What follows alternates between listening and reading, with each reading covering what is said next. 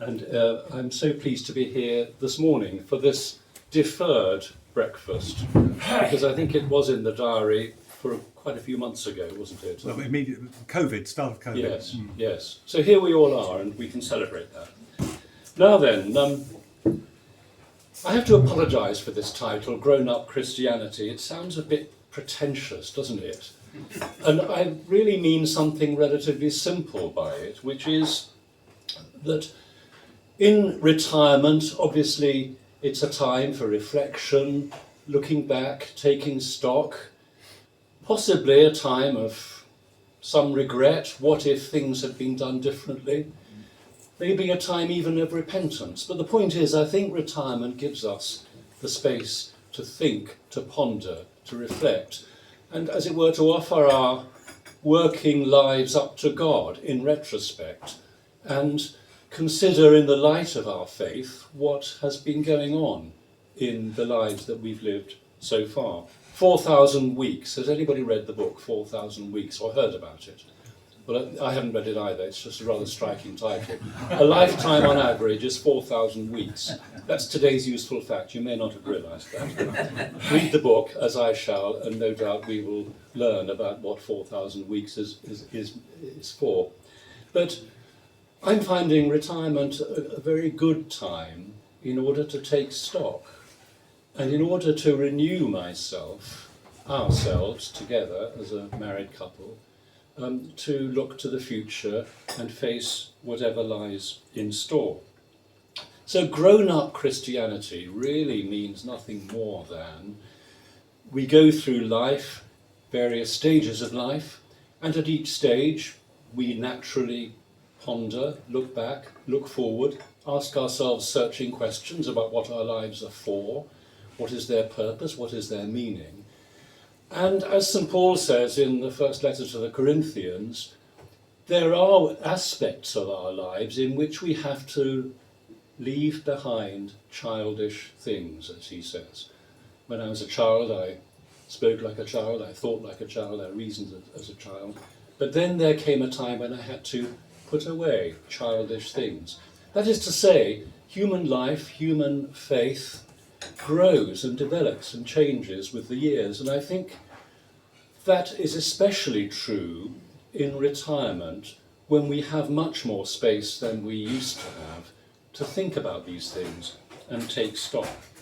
So what I'm really asking myself is, how is my life coming together? How am I able to see my life as a project lived in relationship with God that is coming to some kind of fruition in later life? Does that make any sense at all? How am I becoming the man that God meant me to be, that God intends me to be, that God can enable me to be?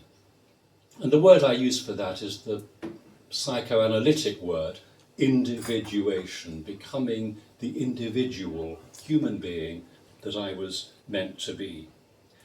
Now, retirement for me, and I guess for all of us, has been very much lived in a world that is profoundly shifting, changing, and not for the better, not for the happier.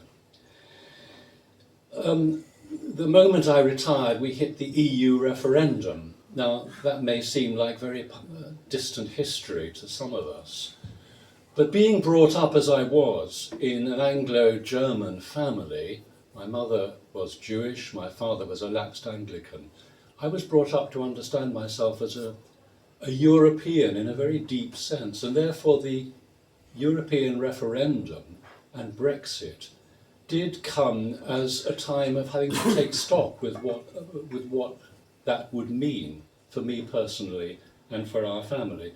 I don't intend to linger on that point, you'll be glad to hear, because that was followed hard on the heels, it seemed, by COVID, and COVID has drastically changed our lives. All of our lives have been touched by it.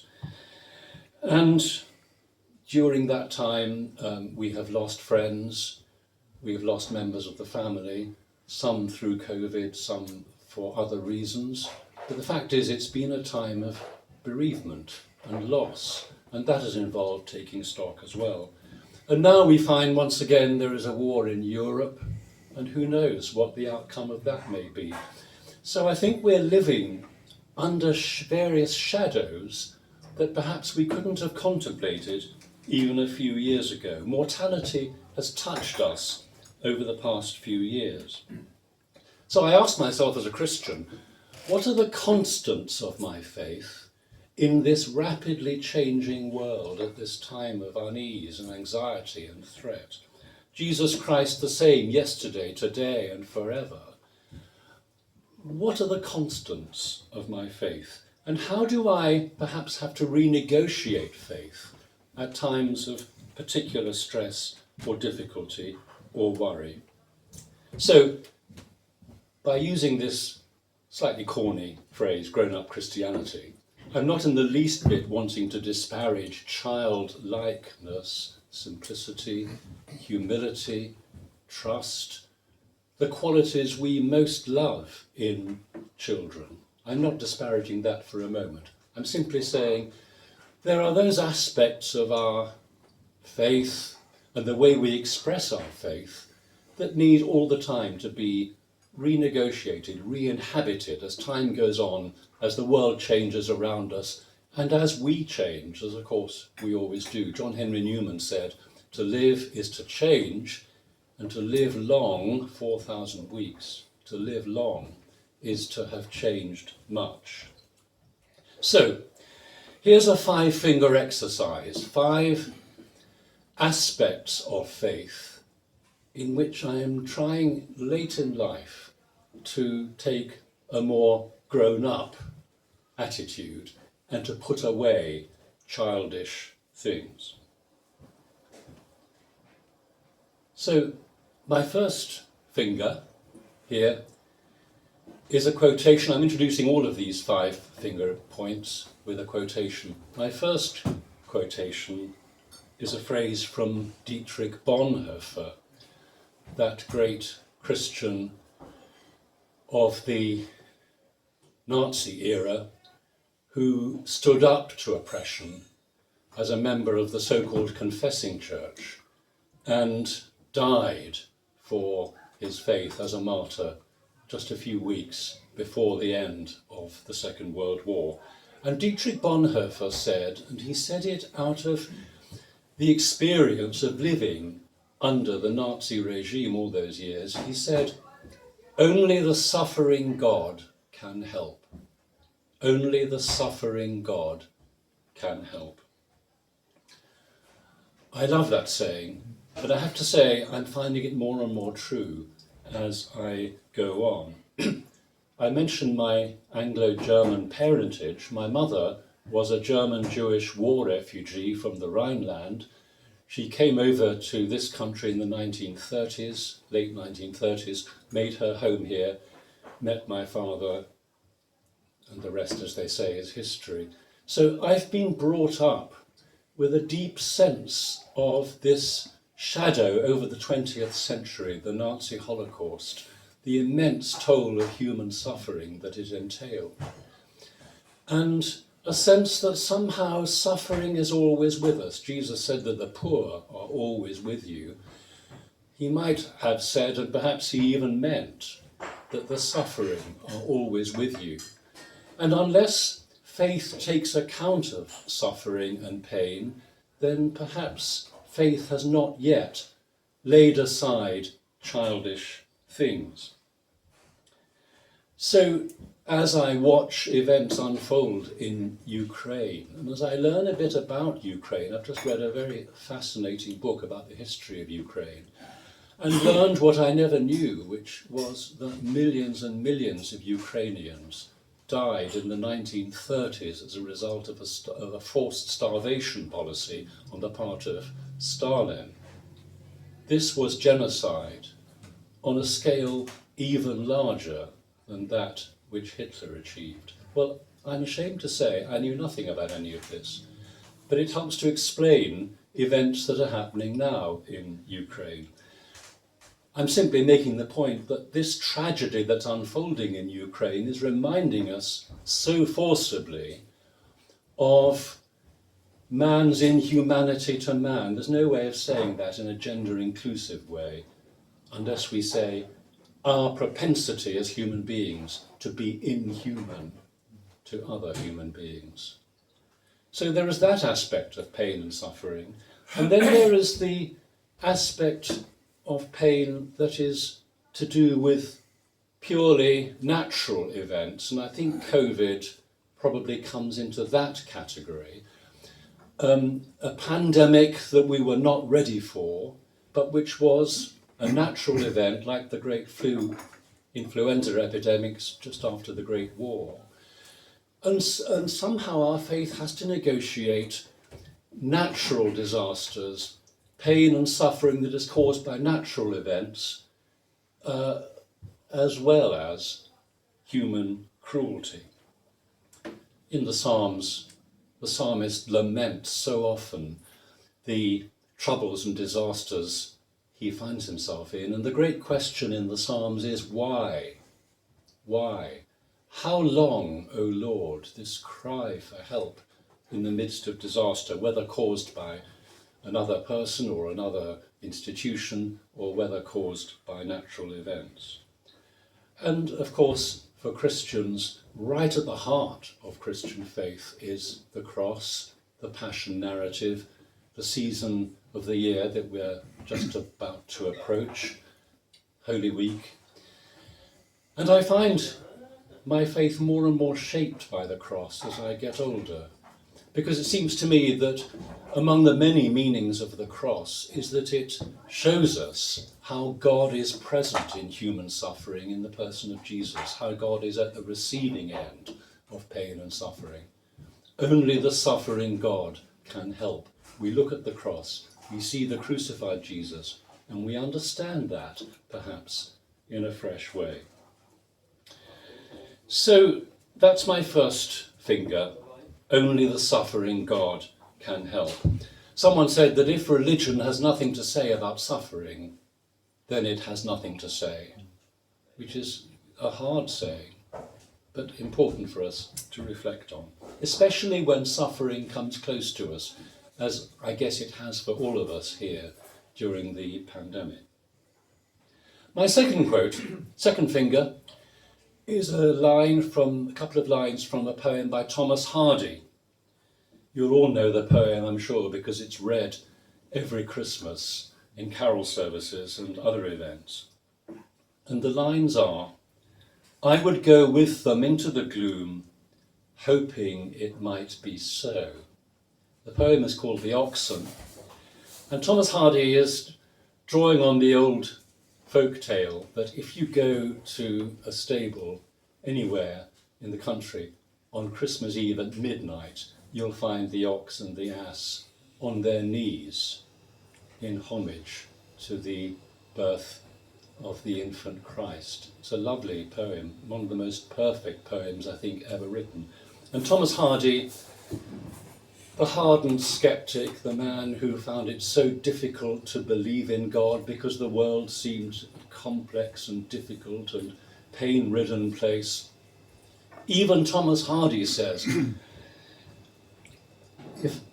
if I heard this story sitting by a fireside on Christmas Eve, and somebody said, let's go and see if the ox and the ass really do kneel down on Christmas Eve at midnight, I would go with them into the gloom, hoping it might be so.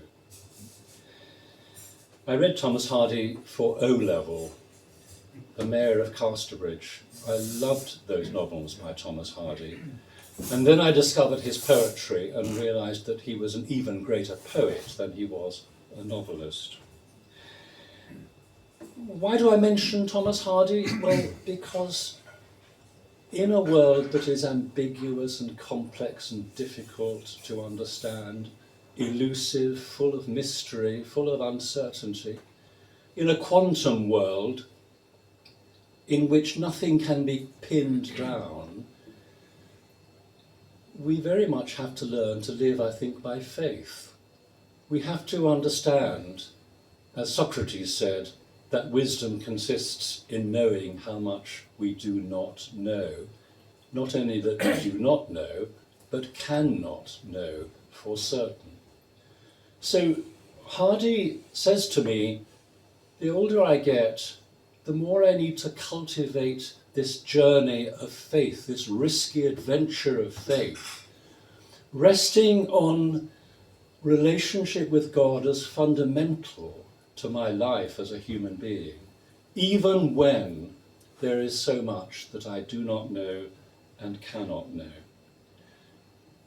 And if you want biblical warrant for this way of living, then read the book Kohelet, Ecclesiastes, vanity of vanities, says the preacher, all is vanity. And you'll find the poet inhabiting the same mental world of uncertainty, and therefore the need for faith, as Thomas Hardy in the poem. So, grown-up Christianity for me, and all along I'm simply speaking personally to you. I can't say what it means for you. All I can tell you is what it means for me. Grown-up Christianity means trying to be honest in my faith, not pretending to certainties I can't have, but living with my questions. Lord, I believe, help my unbelief. And if you like, that means perhaps being tentative in the way I express, for instance, the doctrines of the faith or the moral positions I take up, being more tentative in those kinds of statements, but being more sure in what I would call religion, more sure in faith, more sure that I can truly rest and trust in this God who has accompanied me all my life and will go on accompanying me to death.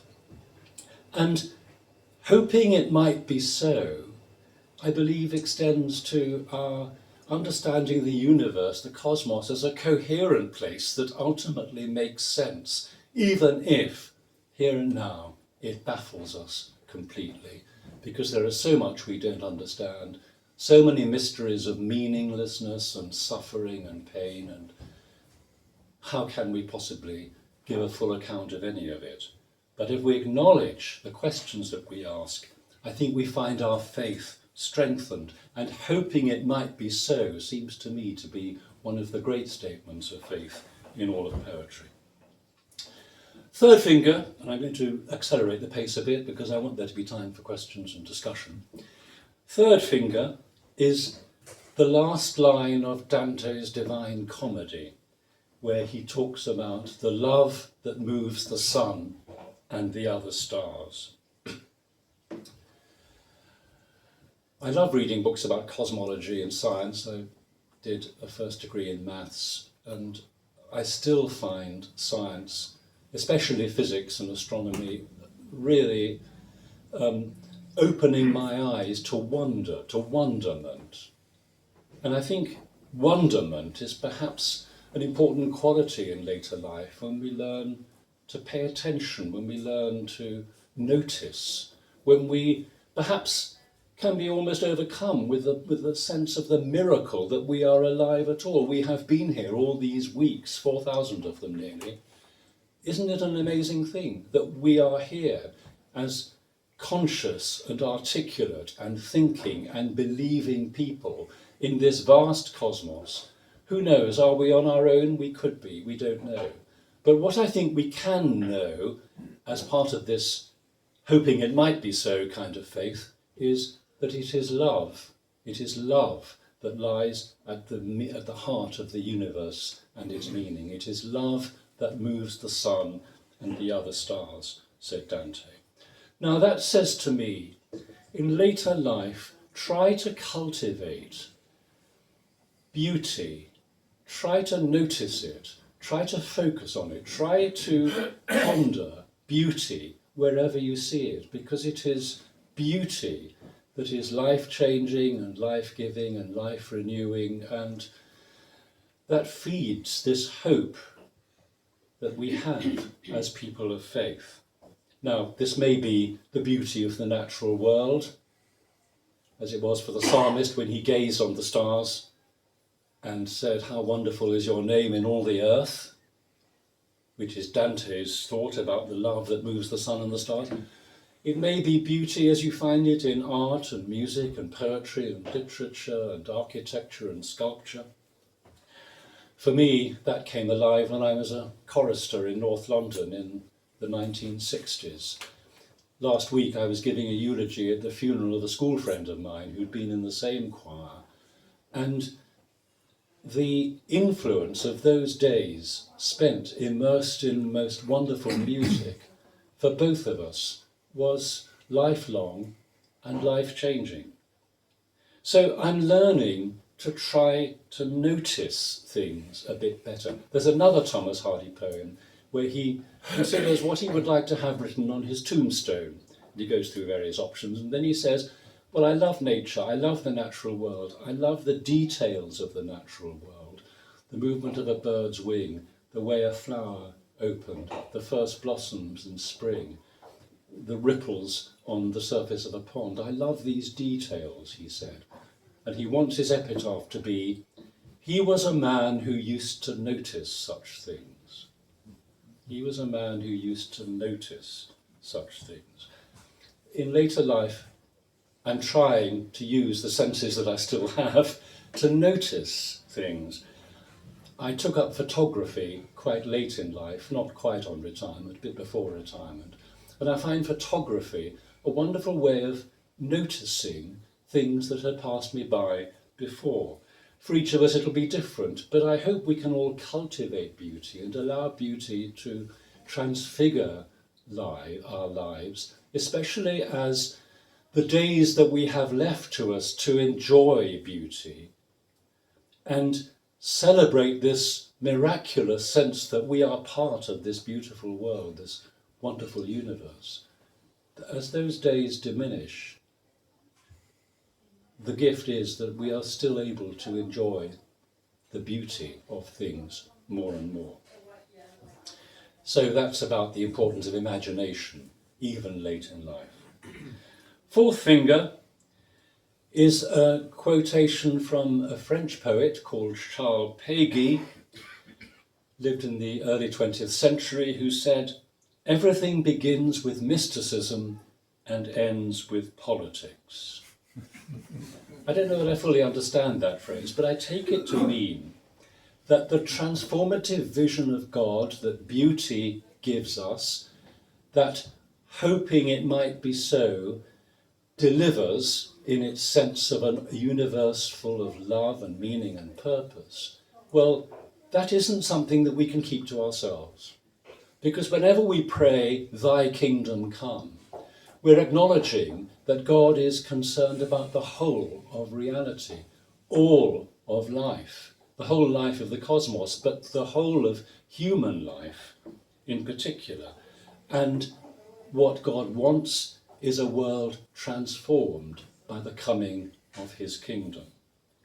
So it does seem to me that faith can't simply be privatized at any age, but least of all in old age, as if it were simply my personal possession, something down here in the stomach that I enjoy, but that I, in a sense, keep to myself.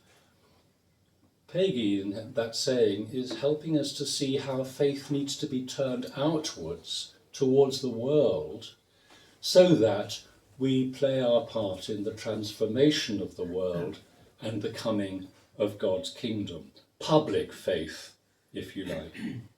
So I'm trying to learn in later life, as part of grown-up Christianity, that religion is not an escape from the messiness and the difficulty and the worry and the pain of being alive. Religion is a way of committing myself to what is God's project all along, which is the project of transformation, the world being made new because the kingdom is coming. How do we do that? How do we create a more just, a kinder kind of world, a more inclusive world? Well, even if we can't engage in action, we can in our prayers turn our attention outwards and embrace the world as God does in terms of our care and concern. I think this is incredibly important at a time when it's questioned whether religion has anything to say at all to public life, to human institutions, to society, to the nation, to the world. Of course, we believe that it has. We wouldn't be here if we didn't believe that. The question is, how can we play a part in ensuring that Christianity remains turned outwards for the well-being and the flourishing of the world, as well as nurturing the inner life. Mysticism is the inner world, politics the outer world. Those two journeys, the journey inwards and the journey outwards, are part of the same journey of transformation, and they come together when we pray, "Thy kingdom come." So I'm trying to learn the hard way in later life to remain outwardly focused as well as inwardly focused, and continue to make this journey of engagement so that the project of transforming human society and transforming the world can truly honour the prayer, "Thy kingdom come." And then finally, my fifth and last finger is a beautiful quotation from a poem by Edith Sitwell, who says, "Love is not changed by death, nothing is lost, and all in the end is harvest." All in the end is harvest. She's thinking of the miracle of the feeding of the crowd in John's Gospel, where Jesus says, after the crowd has been satisfied, he says to his disciples, "Gather the fragments so that nothing is lost." Now, I find this a very important insight in older age, because of the loss and the grief that comes with older age. I've mentioned the bereavements we've all suffered. I'm between giving a tribute at my school friend's funeral last week and speaking at the death of one of my church wardens the week after next. Death does seem all around us, and of course, mortality is part of the journey of each one of us. It is the end point of our human journey. And I suppose loss is also about the sense that there will come a time when I have to let go of all the things I've spoken about, all that is lovely and good and life-changing in the world, all the loves, all the relationships, all the things I treasure most. I have to let go of them in time, and I have to understand that that is a fact of life. It's a given. There's no way out of it. So I'm learning, or trying that to accept the fact of my own mortality is not to despair, far from it. It's not to be morbid. On the contrary, it's to acknowledge that each day that I have is another gift. It's another opportunity to celebrate God's grace and to celebrate the gift of life and the gift of faith. I think as we focus on mortality, we become more fully alive. It's a paradox. But I'm finding that, in fits and starts, I'm finding that it is actually true, that I can learn to live in the present and live more fully, because I know that the number of my days is not infinite. The collect in the funeral service says, "Give us grace to live aright the time that is left to us here on earth." And the focus there, I think, is living in the present, living life to the full, living God's life to the full, growing old gracefully, or growing old grace-filledly, if you'll allow that ungrammatical form of speech. So I just want to end by telling you very personally that one of the things retirement brought for me was a diagnosis, a cardiac diagnosis, that told me that I'd had a heart attack, quite unknown to me a few years ago, and that I need to be careful. Older age brings with it a whole variety of realization that our bodies perhaps are not as reliable as they were decades ago. Has that news upset me or disabled me or depressed me? No, because it simply brings home this reality that I'm trying to share with you, which is that each day is gift, and each day is another possibility given to me by God to live to the full the life that He is granting me, and all the possibilities and hopes and all the generosity and all the love that comes with living in the presence of God. So nothing is lost, and all in the end is harvest. And if I had to choose one of those 5 quotations and was asked, which one means the most, which is the one that you're living by day, that speaks most directly to you, I think it's that one. Love is not changed by death. Nothing is lost. All in the end is harvest. Life is gift. For all that has been, all that shall be. Do you know what comes next in that quote? Yes. Yes, to all that shall be, yes. So I'll end with that word, yes, and say amen to it.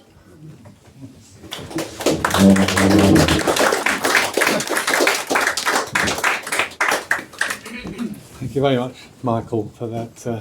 I don't think I can. I shall have to watch it when it's on video and work through it again. Has anybody got any questions? I'm sure that must have triggered some thoughts in your minds that you want to ask Michael about. Yes, I'd like to upgrade to 4,000 a week because I'm getting close. Well, as I was going to sleep last night, I was doing some mental arithmetic, and I worked out that 1,000 weeks is about 19 and a bit years. So 4,000 weeks is 77 and a bit years. So you can place yourself on that timeline, and more than that I won't say. That's a disconcerting calculation. Michael, for someone who has held senior positions within the Anglican Church, leadership positions, the past sort of pandemic period particularly, I think, has brought to the fore the role of the Church in leadership in the nation. And rightly or wrongly, the Archbishop of Canterbury's had some criticism that he wasn't prominent enough in calling the nation to prayer or whatever during this time of national crisis. And it sort of raised a question, really, which you mentioned in your talk, about the role of the Church in the nation today. And so I'd be interested in your own views on that. Thank you. Yes, he did come in for a lot of criticism, but there was one aspect of the events of 2020 in particular that was heavily criticised, and that was the decision that all churches must be closed, and even parish clergy were not to go into their own churches either to say their own prayers or to stream broadcasts of services from their churches at which only they would be present.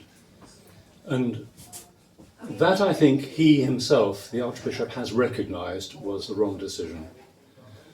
Why was it the wrong decision? It was made for all the right reasons, which was that the church mustn't exempt itself from what the rest of the nation was being asked to do. I mean, that's what number 10 Downing Street and Partygate is all about. I think it was the wrong decision because at times of national crisis, the church needs to be there publicly to bear witness to faith and to ask the question, where is God in all this? Where is God in the pandemic? It's a very difficult question, as I've tried to suggest, but nevertheless, I think it has to be asked. And to my mind, it would have been much better if clergy could have gone into their churches to say their prayers, because nothing matters more in a village community like mine, some of yours, to know that the vicar goes into his or her church to say their prayers. There's something incredibly powerful and reassuring about that. And that was not allowed. And those clergy who had the technical flair to stream morning prayer or evening prayer from their churches or meditations or other acts of worship, what a lot of comfort online services have brought to people. And that too was closed off during that first lockdown. So I think the church has learned the hard way that it can't step back from its public role. It's got to be able to bear witness. I think that's the phrase, bear witness, that is to say, tell a story about what faith has to say in the light of the current crisis. Try to interpret it in the light of what we understand to be God's purpose for humanity. Very hard to do, but I think the attempt has to be made. And a national church, in particular, the Church of England, that is to say, a national church, I think has that obligation. So, yes, I've occupied a pretty public place in the life of the church as the Dean of 2 cathedrals. The reason that I believe in cathedrals so passionately is that cathedrals are very public buildings, and all sorts of people come to them who wouldn't darken the doors of their parish church. They may come as visitors or because they're curious. Who knows that they may leave as pilgrims, as people of faith, or just have been touched in one way or another by what they've experienced in these great places. A cathedral and a parish church both say Christian faith is a public matter. Everything begins with mysticism and ends in politics. By politics is really meant the whole of human endeavour, and in particular that part of it that we call the institutional church, in its witness, in its worship, in its outreach, in its pastoral care, in its mission. That's a long answer to a very important question. Thank you. There's time for, well, yes, a couple more questions maybe. I was just wondering, what's the most satisfactory part of your working life, and can you tell us why? Yes, that sounds like a difficult question to answer. Actually, it isn't. When I gave you a 5-finger exercise, it could easily have been 10 fingers, but you don't have all of Saturday to sit here and listen to me. When I retired, for the first year or two, a lot of people asked me, what do I miss most? Well, I think when we retire, we miss most the people we've worked with, the place, all that it represents, the satisfaction of a working life. But there was one thing in particular that I missed, and that I now see has been the most rewarding, or among the most rewarding aspects of my working life. And I would answer the question, I missed most choral evensong in the cathedral, which is shorthand for the daily prayer of the cathedral, day by day, morning prayer, evening prayer, being there with my colleagues and others who wanted to join us, being there for the daily worship of God, being there as part of this divine rhythm of prayer and study and work, which is at the basis of the Benedictine rule. And as you know, Durham Cathedral was once a Benedictine priory, and the 3 bases of its life were prayer, study, work. prayer coming first.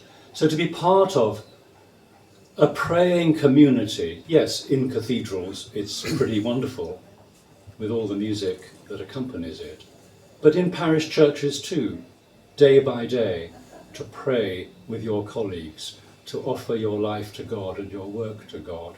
That is so foundational to all public ministry. That's the mysticism that leads to politics, if you like. That's the inner journey that embraces the outer journey. I miss that hugely. When I first retired, I would go across the road to the parish church in Hayden Bridge and join the vicar in his daily prayer. Then lockdown happened. Then he got another job, so we don't have a priest anymore in Hayden Bridge, not for a while. So the rhythm of life has changed.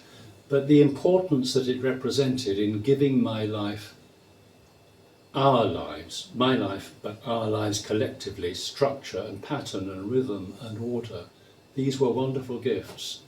And nothing is quite the same as it was before. But then we reinvent ourselves, don't we, at every phase of life, and retirement brings other gifts that I hadn't dreamt of in the midst of my working life. But my short answer, Cora Evensong. I heard your talk and saw your photography in the Gunnerton Railway Circle. I don't want to emphasise that, but there was a sense in which you were proudly given the opportunity to have the Dean of Durham on one of the old electric locomotives. And I wondered if there was a kind of broadening of the idea, and whether you've heard people who have responded to you as Dean of Durham in the wider context of having seen it on the train up and down the East Coast Main Line. Ah, yes. Well, yes, my grandson, who is 9, said he hates Azumas on the East Coast Main Line. He lives in Leeds. He hates Azumas because they've driven Opa's engine off the railway. They haven't quite, because it's still there, but you won't see it running through Durham and Newcastle and Berwick-upon-Tweed anymore.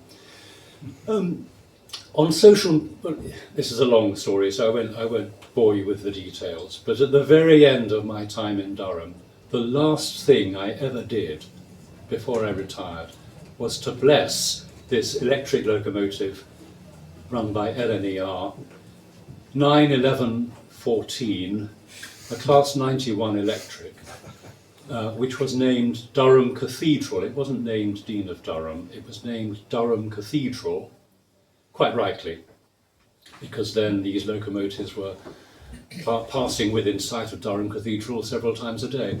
But then when I dedicated this engine, I noticed that on the door they put a little transfer that said Michael Sadgrove, Dean of Durham, 2003 to 2015, which was a charming touch. And ever since then, I've had posts on social media, I've had emails, I've had messages from people who've seen this engine. And somehow they felt a connection, I think. I don't say with me personally, but I think with the cathedral, because the cathedral is, I hate this word, but it is iconic on that East Coast Main Line. There are several iconic views from the train on the East Coast, but I'm sure you agree Durham Cathedral is the best of those views. Who doesn't want the train to stop and you just gaze on this incredible sight of the cathedral across the River Wear, standing on its Acropolis? Well, I think in a tiny sort of way, that railway engine was bearing witness, saying there are things that matter in life that are more than simply what we can touch and handle and what we can earn and what we can produce. There are other things that matter and that possibly matter even more. So yes, it was a happy chapter in my life when that engine was running up and down the East Coast Main Line. You will still see it occasionally when an Azuma, bless it, fails. And they have to haul in a replacement. So 9, 11, 14, that's the one to look out for. I think we need to wrap up there to give the staff here time to clear away. So thank you very much, Michael. I'm sure you've certainly given me things to take away, and I might even dig out Thomas Hardy. I've never read any of his poems. So thank you very much.